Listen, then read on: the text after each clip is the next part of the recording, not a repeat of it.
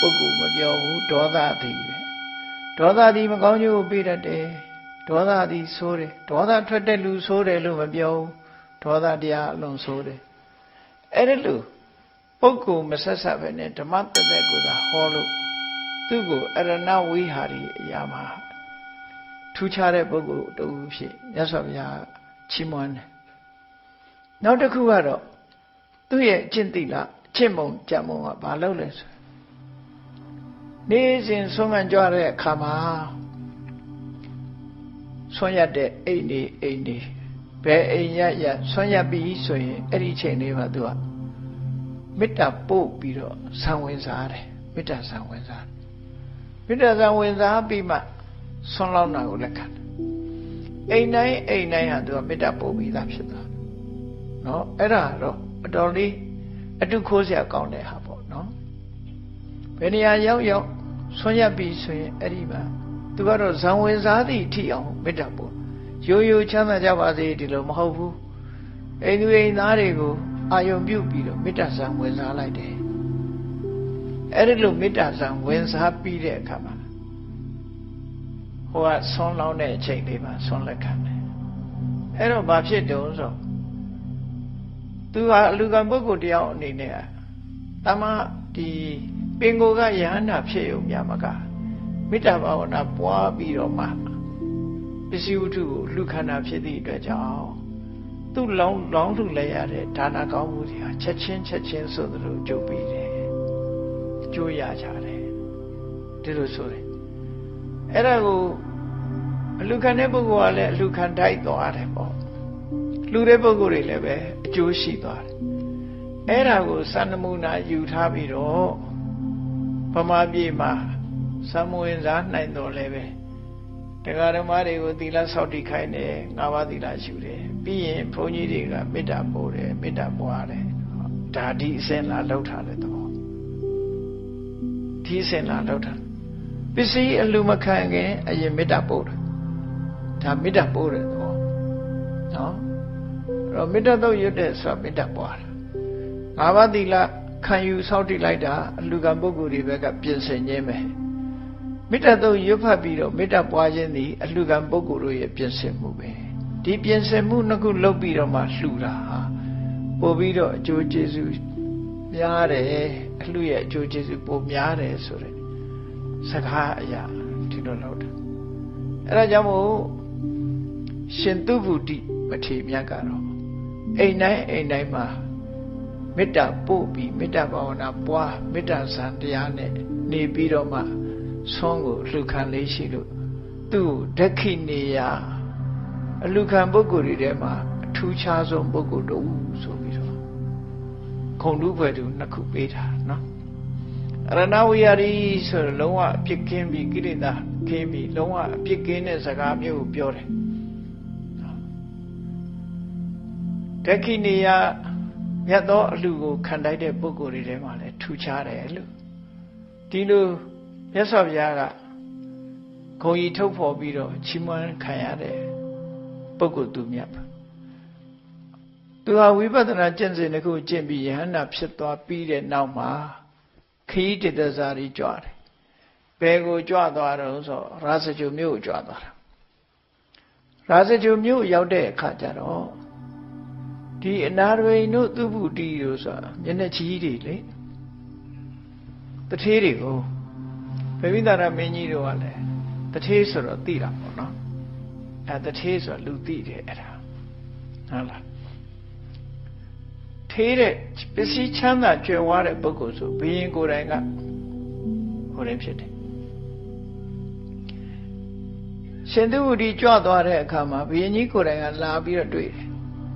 လာတွေ့ပြီးတော့ရှင်ဘုရားဘယ်မှာသတင်းသုံးတယ်ဆိုသတင်းသုံးတဲ့နေရာပြောပြီးရှင်ဘုရားအတွက်ကျောင်းလေးတစ်ဆောင်ဒီမှာနေတော့သတင်းသုံးဖို့ရအတွက်တဲကျောင်းလေးတစ်ဆောင်ဆောက်ပြီးတော့သူကလှူပါမယ်လို့ဘုရင်ကြီးကလျှောက်သွားပြီးဘုရင်ဆိုတာမျိုးကဒါမေ့တတ်တာအလုရှုပ်တဲ့လူတွေကိုအိမ်ပြန်သွားမေ့သွားရောအဲ့တော့ရှင်သူဗုဒ္ဓီကိုဒီတိုင်းပဲကျောင်းဆောက်ပေးမယ်ဆိုဝါရင်းကြီးလည်းဖြစ်မိုးကလည်းဝါဆိုကာလဆိုတော့ မိုးတွေကလည်းချိန်တက်လာအရှင်သူရိကလည်းဒီတိုင်းပဲလွင်မြေမှာထိုင်းနေတာထိုင်းနေတော့မိုးကရွာလို့မရမိုးတွေတော့အုံနေပြီရွာကမရွာမိုးကတပေါက်မှကြာမလားမိုးကတရက်လည်းမရွာနှစ်ရက်လည်းမရွာမေ့လိုက်တာလည်းဘရင်ကြီးကတစ်လားနှစ်လားမေ့နေလားမသိဘူးအဲ့တော့မိုးရွာချိန်ကြာရတဲ့နဲ့မရွာတော့လူတွေကနေပြီးတော့ဘရင်ကြီးရှိပါဟစ်អော်ကြတယ်ပေါ့ခုခေတ်လို့ဆိုဆန္ဒပြတာပေါ့မိုးမရွာလို့နန်းရင်ပြင်သွားပြီးអော်ကြတယ်អော်တဲ့အခါကျတော့ဘရင်ကြီးကဘာဖြစ်လို့ပါလဲမိုးရွာချိန်ကြာရတဲ့နဲ့ဘာလို့မရွာတာလဲဆို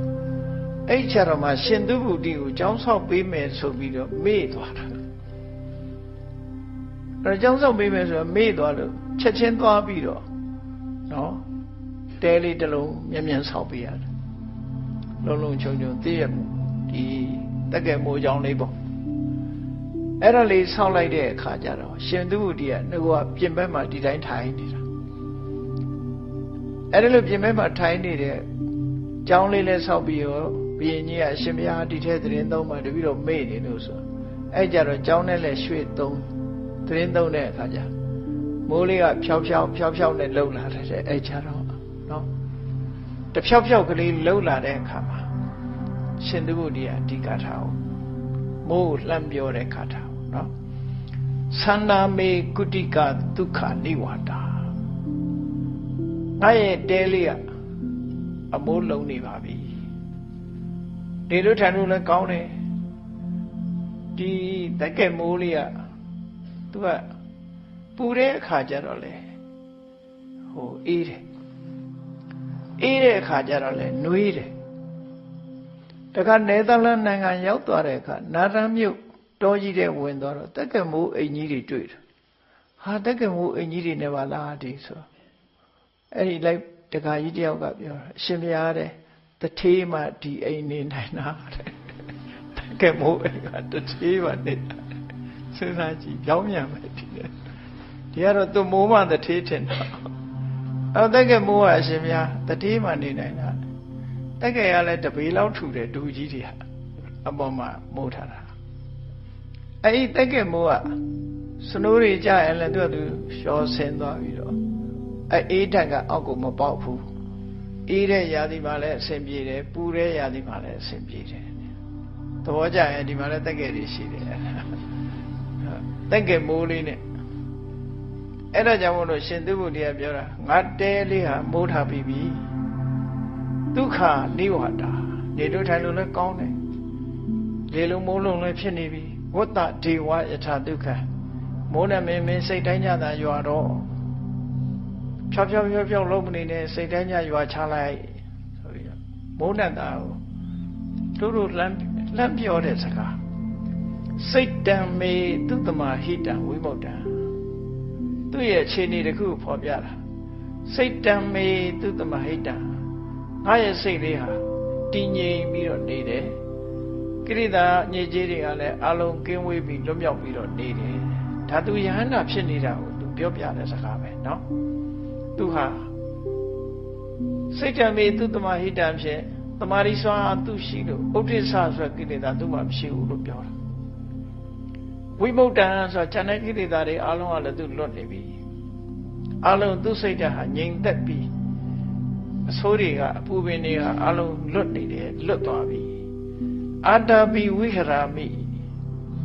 ဒီလိုလွတ်သွားပြီမဲ့ငါအလုံးမလုံးပဲမနေဘူးအမြဲတမ်းတပ္ပထံကမ္မထာအထုတ်နေတယ်ဒီတဘာဝဝင်စားဖို့ရအတွက်ဝိပဿနာရှုတယ်ဝိပဿနာရှုပြီးဝိပဿနာအခြေခံပြီးတော့နော်ဖလားတဘာဝတွေဝင်စားပြီးတော့အမြဲတမ်းဒါကိုပဲလုပ်နေတယ်ဇန်နေဝင်စားတယ်ဒီဖလားတဘာဝတွေဝင်စားတယ်ဝိပဿနာရှုတယ်ဒီအလုပ်တွေနဲ့သူဟာအမြဲတမ်းကြိုးစားအထုတ်ပြီးနေတာလေဒါကြောင့်မို့ဝတ္တဒေဝစိတ်တိုင်းရွာချလိုက်ဆိုပြီးတော့မိုးကိုလှမ်းပြောတဲ့ခါတာအဲ့တော့ဒီခါတာလေးကအဓိပ္ပာယ်နှစ်ခုတွက်ဆိုတာဘာကိုပြောတာတော့လို့ဆိုတမန်အပြင်တော့သူကပြင်မကိုကြည့်မယ်ဆိုရင်သန္နာမေကုတိကာဆိုတာသူနေတဲ့တဲချောင်းလေးဟာလုံးလုံးခြုံခြုံရှိနေပြီလို့ဆိုတဲ့နေရာဒီနေရာမှာ သူ့ရဲ့ဝိပဿနာရှုထောင့်ကပြောမယ်ဆိုရင်သန္နာမေကုတိကာဆိုတာသူ့ရဲ့ခန္ဓာကိုယ်အတ္တဘောခန္ဓာကိုယ်အတ္တဘောကလည်းကြည့်လေတကားပေါက်တွေရှိတယ်မျက်စိနာနာလျှာကာယဆိုတဲ့တကား6ပေါက်ရှိတယ်အဲ့ဒီတကား6ပေါက်ဟာသူဟာလုံလုံခြုံခြုံလှုပ်ထားသည့်အတွက်ကြောင့်ကိရိတာဆိုတဲ့မိုးရည်တွေကြာကြာနာနာတော့သီလဆိုတဲ့အမိုးနဲ့အပေါ်ကမိုးထားသည့်အတွက်ကြောင့်ကိလေသာတွေကထိုးဖောက်ပြီးတော့ဒီထဲမှာမိုးရည်တွေကိလေသာဆိုတဲ့မိုးရည်တွေဟာထိုးဖောက်ပြီးမွေရောက်နိုင်ဘူး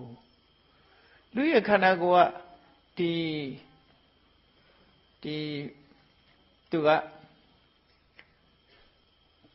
မြတ်စွာဘုရားဟောတာလို့ပဲနော်အမိုးမကောင်းတဲ့အိမ်ဆိုလို့ရှိရင်ဒီမိုးရည်တွေကထိုးဖောက်ဝင်ရောက်လာနိုင်တယ်မိုးယူတတ်တယ်ပေါ့အမိုးကောင်းပြီဆိုလို့ရှိရင်မိုးမယူဘူးအမိုးကောင်းပြီဆိုရင်မိုးမယူအဲ့ဒါလိုပဲလူရဲ့ခန္ဓာကိုယ်မှာလည်းပဲသီလလုံလုံခြုံခြုံထိမ့်သိမ့်မယ်အိန္ဒြိယသံဝရလို့ဆိုတဲ့မျက်စိကိုထိမ့်သိမ့်တယ်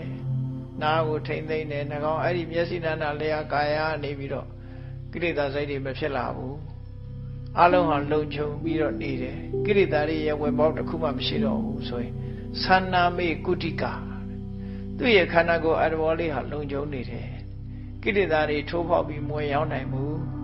ဒုက္ခမေနိဝါဒသူဟာကိလေသာနှောင့်ယှက်တွေမရှိသည့်အတွက်ကြောင့်ချမ်းချမ်းသာသာနေရပါတယ်ဝတ္တဒေဝယထာဒုက္ခကိလေသာမိုးမင်းရွာခြင်းတော့ရွာငါခန္ဓာကိုယ်မင်းမထိုးဖောက်နိုင်တော့ဘူးငါစိတ်ထဲကိုမင်းရောက်မလာနိုင်တော့ဘူးလို့ဒီလိုဆိုလို့တယ်ဒီနောက်တိပ္ပယ်တစ်ခုကနော်ကိလေသာဆိုတဲ့ဘုန်းကြီးတို့တွေကအိမ်ကဒိုးရပေါက်ဖြစ်နေဒိုးရပေါက်ဖြစ်မျက်စိကကောင်းတာလေးမြင်လိုက်လဲလောဘဖြစ်တယ်မကောင်းတာမြင်လိုက်ပြန်တော့ဒေါသဖြစ်တယ်နားကตายရတဲ့အတန်လေးကြားလိုက်လောဘဖြစ်တယ်ဒိုးရပေါက်ဝင်နေတာဟောမိုးကရွာယုံနေမကဘူးအပေါက်ကြီးပေါင်းငယ်ကြားနေအဲ့ဒါလိုဖြစ်နေနော်အဲ့လိုဖြစ်နေအဲ့တော့သူက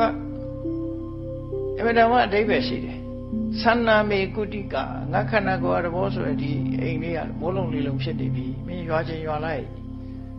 ဘယ်နည်းနဲ့မှငါခန္ဓာကိုယ်အိမ်ထဲကိုကိလေသာဆိုတာမဝင်ရောက်နိုင်တော့ဘူးလုံခြုံနေပြီအဲ့ဒါကြောင့်မို့စိတ်တံမေသူတမဟိတံဝိမုတ်တံငါစိတ်ကိုငါလုံခြုံစိတ်ချစွာထားလို့အလုံးကနေငါလွတ်မြောက်နေတာဖြစ်တယ်အာတာပိဝိရာမိဒါပေမဲ့ငါကြိုးစားပန်းစားနဲ့ကြိုးစားပြီးတော့အထုတ်နေတာဖြစ်တယ်လို့ဝတ္တဒေဝမိုးနမင်းကြိုက်တယ်လို့ရွာချလိုက်လို့